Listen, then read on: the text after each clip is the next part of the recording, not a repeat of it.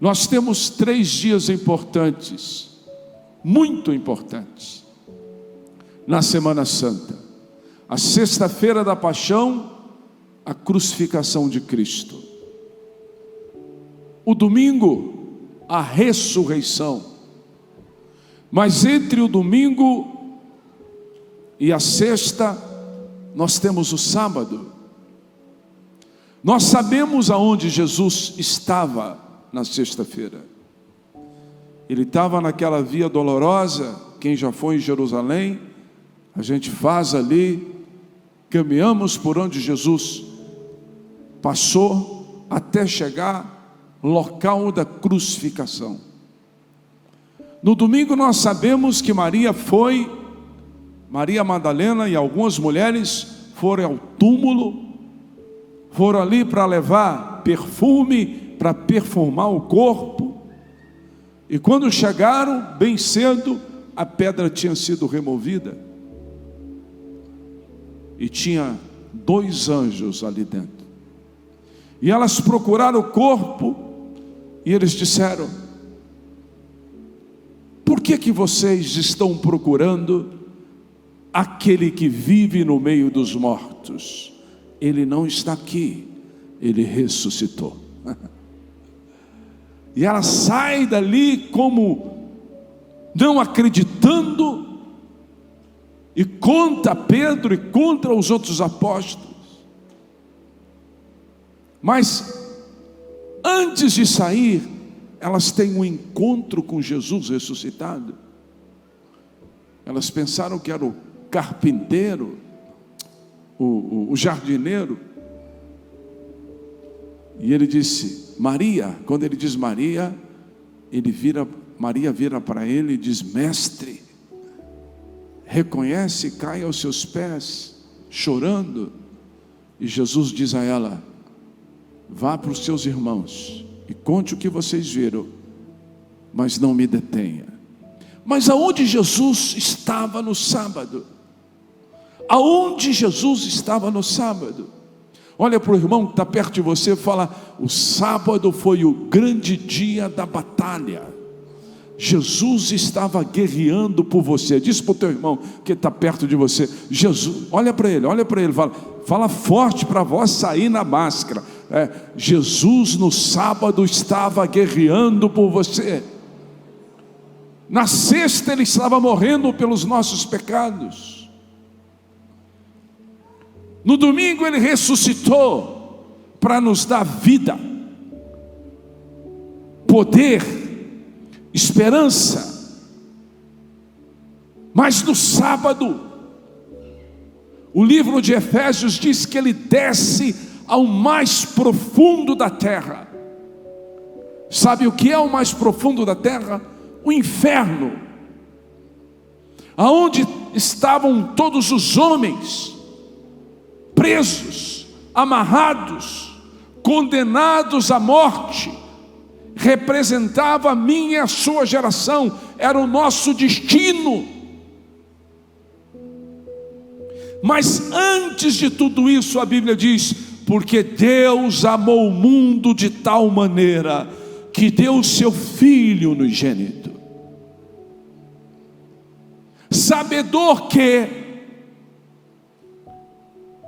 todos que pecaram estavam separados da sua presença e da sua glória, e meu e o seu pecado estava na decisão errada de Eva e Adão, que não representava apenas eles, mas representava toda a natureza humana. Aí você me diz: não, eu no lugar de Eva não faria isso, eu no lugar de Adão eu não faria isso. Faria, porque Eva e Adão é apenas uma figura, além de ser 2 pessoas que existiram, é uma figura da minha e da sua natureza, da natureza humana. O homem, entre Deus e ter uma vida independente, não é Deus e o diabo, entre Deus e ter uma vida independente, ele decidiu ter uma vida independente. A pessoa fala: não, eu não quero nada com Satanás, minha decisão não é por ele, eu quero viver a minha vida independente de Deus e de Satanás. Aí que está o engano. Eva foi enganada, porque Satanás não propôs a ela: você vai ser dominada por mim. Não, Satanás disse a ela: você será igual a Deus. E Adão também veio, e Eva disse aí o que tinha feito, e Adão também entendeu que podia ser igual a Deus, independente de obedecer, de submeter, de estar debaixo da autoridade de Deus. É o que essa geração fez. Nossa geração voltou as costas para Deus. Nossa geração disse não a Deus. Recebi muitos e-mails hoje de jornalistas zombando da igreja, zombando dos cristãos, dizendo que o cristão não queria celebrar Páscoa, que os pastores queriam dinheiro. Volta as suas costas para Deus. E por isso essa geração está sofrendo uma maldição que ela colheu, que ela plantou, e por isso ela está colhendo. Como Adão e Eva, no princípio. Mas eu tenho uma boa notícia para você, não fica triste não. Deus é amor. Como Ele fez no princípio, Ele está fazendo conosco agora.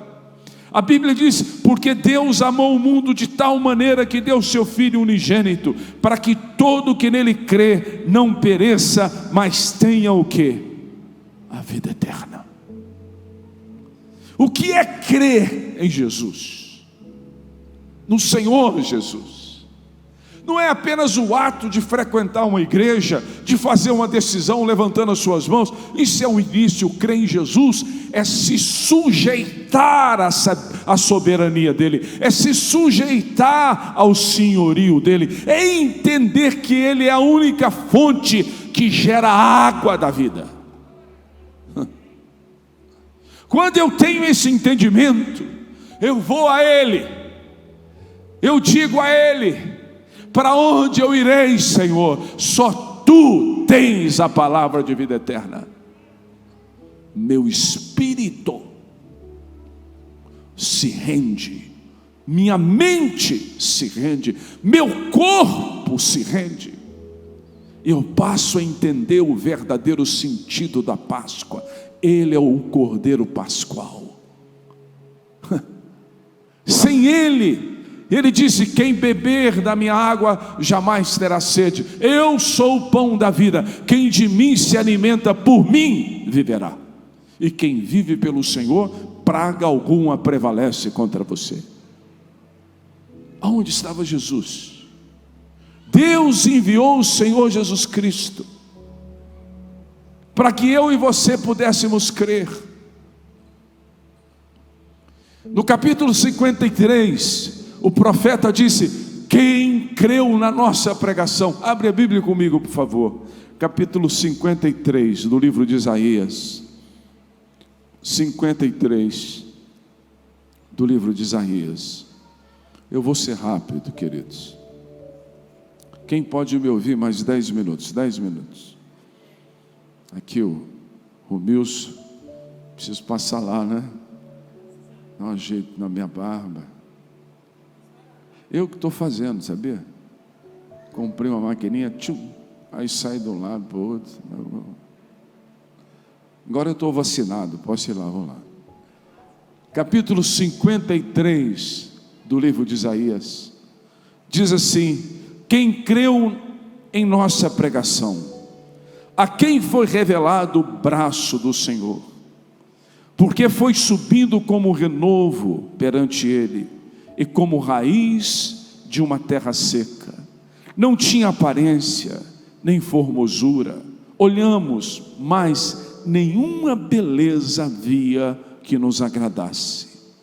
O Senhor era tão natural, humanamente, por isso que os judeus, eles tiveram dificuldade para crer, porque Ele não veio com glória visível, Ele não veio com poder como eles gostariam, Satanás disse a ele: salta deste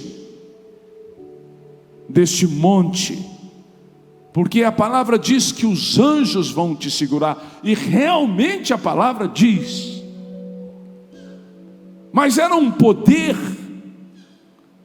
Ele não veio para que se manifestasse na primeira vinda desta maneira sobrenatural.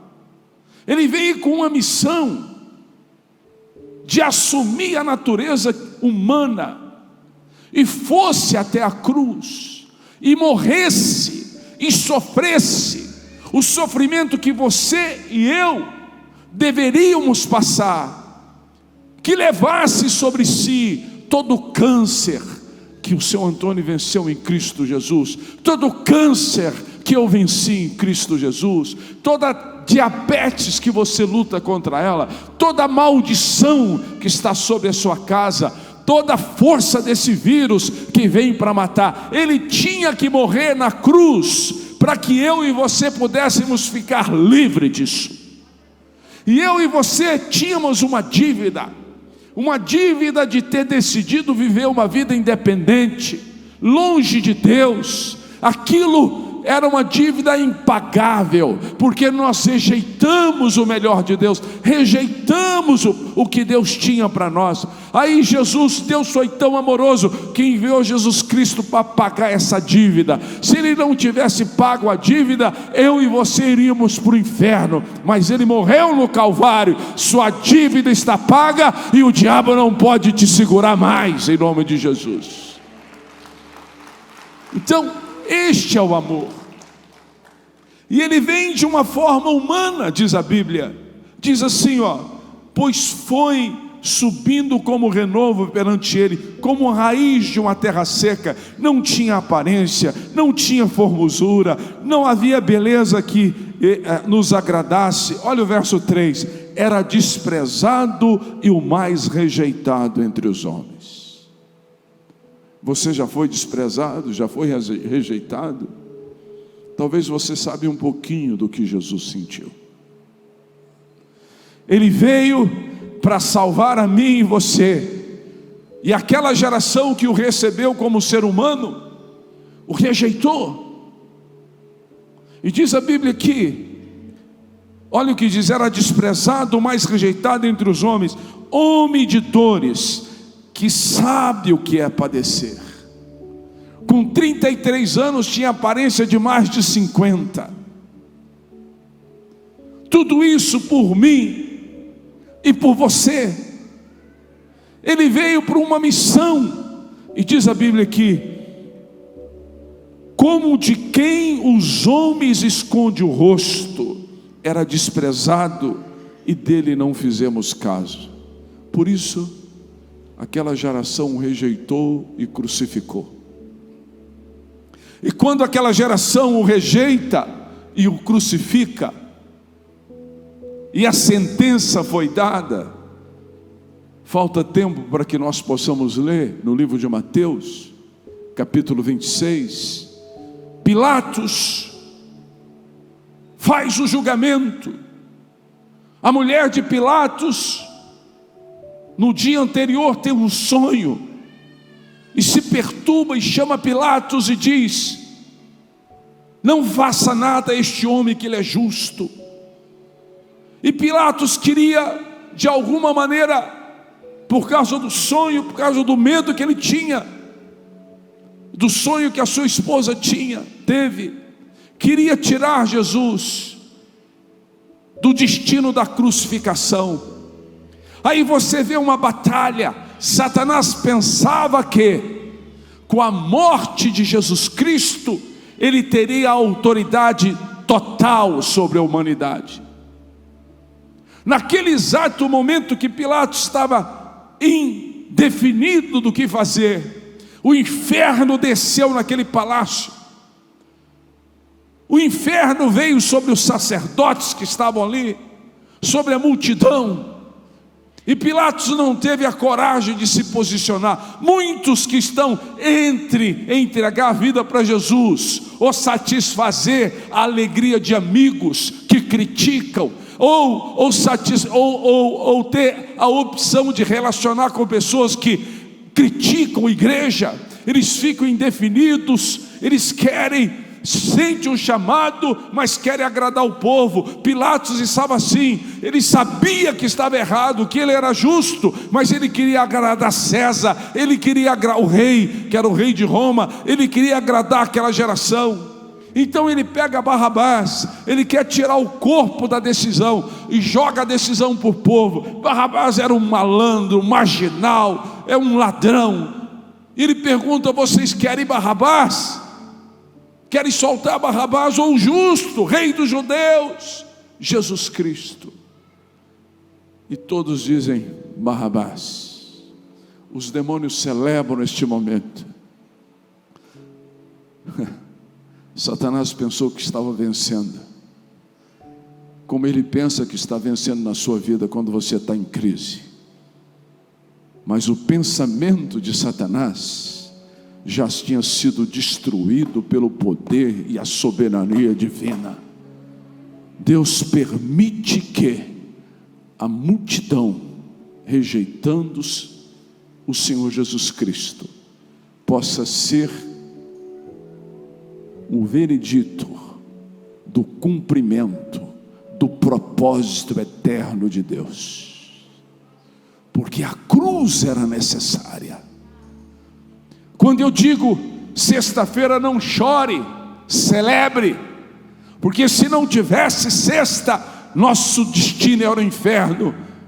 Ainda bem que houve a crucificação e Jesus pagou o preço da dívida por mim e por você. Você está livre dessa dívida. Satanás não pode te cobrar mais. Jesus pagou o preço. E ali no Calvário, sexta-feira, no Calvário,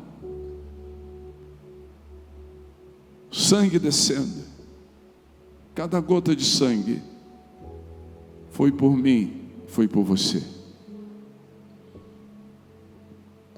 Na ponta daqueles chicotes tinha chumbo com a ponta afiada, porque batia nas costas, rasgava as costas, e o sangue derramado.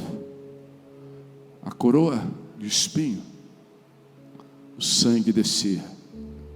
Cada gota era a cura das suas enfermidades.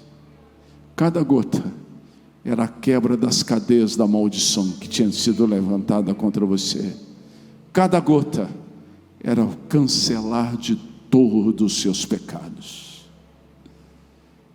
No último dia, no último momento, na sexta-feira, ele pede água. Eles lhe dão vinagre. E xingando, cuspindo nele. No meu Senhor, no seu Senhor, no meu Deus, no seu Deus. E ele não aguentava mais. Carregou sobre si todos os nossos pecados. O inferno celebrava potestades, principados. Ele sussurra uma palavra só. Uma. Abaixa a cabeça. O inferno não ouviu, mas o mundo espiritual, quando ele disse essa palavra, deu uma guinada de 160 graus. Puf. Ele disse: está consumado.